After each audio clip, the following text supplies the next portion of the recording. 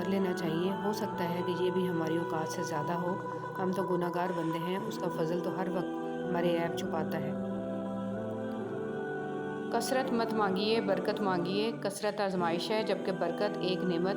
کثرت نصیب ہے اور برکت خوش نصیبی۔ کثرت آپ کا اندازہ ہے کہ اس قدر ہو تاکہ آپ کی ضروریات پوری ہوں، اور برکت اللہ تعالیٰ کی گارنٹی ہے کہ جو ملے اس میں ضروریات لازماً پوری ہوں۔ کثرت والے حساب میں پھنس گئے اور برکت والے پار لگ گئے۔ رب واقف ہے تیرے دل کی تڑپ سے، وہ ضائع نہ کرے گا، دعائیں ذرا انتظار کر۔ رب العالمین تک پہنچنے کے لیے رحمت للعالمین کی پیروی کرنا بہت ضروری ہے۔ وقت، دوست اور رشتہ دار انسان کو مفت میں ملتے ہیں، لیکن ان کی قیمت بچھڑ جانے کے بعد معلوم ہوتی ہے۔ اللہ تعالیٰ کے دو محبوب کلمے، سبحان اللہ و بحمدہ، سبحان اللہ العظیم۔ پاک ہے اللہ اپنی خوبیوں سمیت، پاک ہے اللہ بہت عظمت والا۔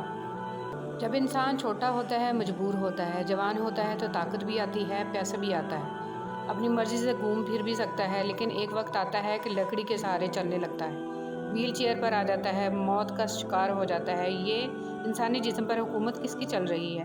بے شک وہ اکیلا اللہ ہے، جس نے اس کی بات مانی وہ کامیاب ہو گیا۔ ضروری نہیں کہ کچھ بڑا کریں، زندگی میں چھوٹی چھوٹی نیکیاں کرتے جائیں، کسی کا دکھ سن لیں، کسی کو دلاسا دے دیں، کسی بھوکے کو کھانا کھلا دیں، کسی کو مسکراہٹ عطا کر دیں۔ یہ چھوٹی چھوٹی خوشیاں ہی زندگی کے سمندر میں بڑی بڑی مثبت لہریں پیدا کرتی ہیں۔ رسول اللہ صلی اللہ علیہ وسلم نے فرمایا، جس شخص کے دل میں رائی کے دانے کے برابر بھی تکبر ہوگا وہ جنت میں نہیں جائے گا۔ اس پر ایک شخص نے سوال کیا کہ اللہ کے رسول صلی اللہ علیہ وسلم، ہر شخص چاہتا ہے کہ اس کا لباس اور جوتے وغیرہ اچھے ہوں، تو کیا وہ بھی جنت میں نہ جا سکے گا؟ اس پر رسول صلی اللہ علیہ وسلم نے فرمایا، یقیناً اللہ خوبصورت ہے اور خوبصورتی کو پسند فرماتا ہے۔ تکبر کا مطلب یہ ہے کہ بندہ حق کو ٹھکرا دے اور لوگوں کو حقیر سمجھے۔ ارشاد باری تعالیٰ ہے، اور جان لو کہ تمہارے مال اور تمہاری اولاد ایک آزمائش کے سوا کچھ نہیں ہے، اور یہ یقیناً اللہ اسی کے پاس بہت بڑا اجر ہے۔ ذکر الہی کے انعامات۔ رسول صلی اللہ علیہ وسلم نے فرمایا، جو لوگ اللہ کو یاد کرتے ہیں، نورانی فرشتے ان کے گرد جمع ہو جاتے ہیں، اللہ کی رحمت ان پر چھا جاتی ہے، سکون اور اطمینان ان پر نازل ہونے لگتا ہے، اور اللہ تعالیٰ ان لوگوں کا ذکر فرشتوں میں فرمانے لگتا ہے۔ رب العزت کا دروازہ کبھی بند نہیں ہوتا، لینے والے ہی دروازہ کھٹکھٹانا بھول جاتے ہیں۔ اس کائنات میں صرف اللہ کی رحمت کی دکان ایسی ہے جہاں خریداری کے لیے اگر جیب میں کوئی نیکی نہیں تو آپ ہاتھوں پہ چند سکے آنسو رکھ کے جو چاہے خرید لیں۔ بے شک اللہ بڑا مہربان اور نہایت رحم والا ہے۔ اے خالق کائنات، جن مشکلوں اور پریشانیوں میں ہم مبتلا ہیں تو انہیں اپنی شان کریمی سے حل کر دے، ہمیں دنیا اور آخرت کی ذلت و رسوائی سے بچا اور دنیا اور آخرت کی بھلائی عطا فرما، آمین ثم آمین۔ حضور صلی اللہ علیہ وسلم نے فرمایا، تم سب کو قرآن پڑھنا چاہیے، کیونکہ قرآن کا پڑھنا گناہوں کا کفارہ اور جہنم کے خلاف ڈھال ہوتا ہے اور عذاب سے امان دلاتا ہے۔ حضرت عائشہ رضی اللہ تعالیٰ عنہ نے نبی کریم صلی اللہ علیہ وسلم سے کہا، یا رسول اللہ صلی اللہ علیہ وسلم، حضرت یوسف علیہ السلام کو اللہ نے اتنا پیارا بنایا اور آپ کو، تب حضور صلی اللہ علیہ وسلم مسکرا پڑے اور اچانک سے ایسا نور ٹپکا، حضرت عائشہ بے ہوش ہو گئی۔ حضور صلی اللہ علیہ وسلم نے آنکھوں پہ ہاتھ پھیرتے ہوئے کہا، عائشہ یہ تو ایک جھلک تھی، اللہ نے مجھے 70 پردوں میں چھپا رکھا ہے۔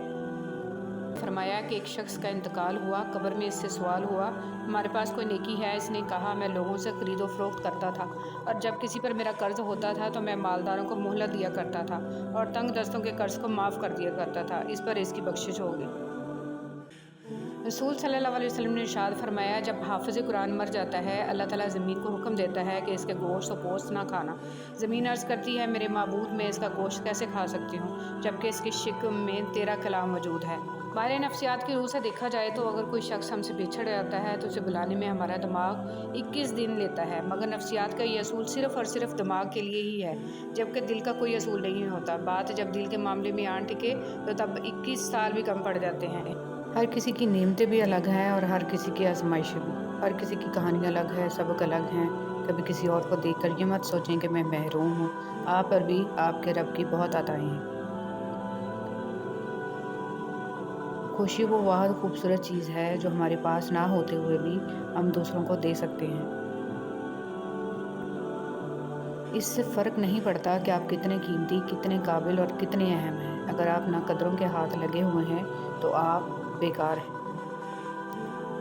فلسفے کی ساری کتابیں چھان کر انسانی نفسیات اور رویوں کی پیچیدہ سائنس کی تہہ تک جا کر مجھے ایک ہی بات سمجھ میں آئی ہے، جو خاموش رہا وہ نجات پا گیا۔ ہم بہت سے مسائل کو خاموشی کے ساتھ نظر انداز کر کے اچھی اور پرسکون زندگی گزار سکتے ہیں۔ بسم اللہ الرحمن الرحیم۔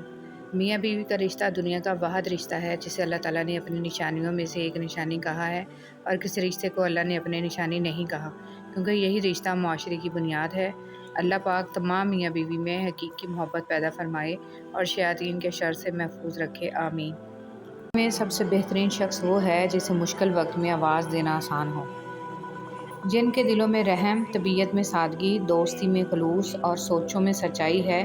ایسے انسانوں کا وجود اللہ کی طرف سے مخلوق کے لیے نعمت، رحمت اور عطیہ ہے۔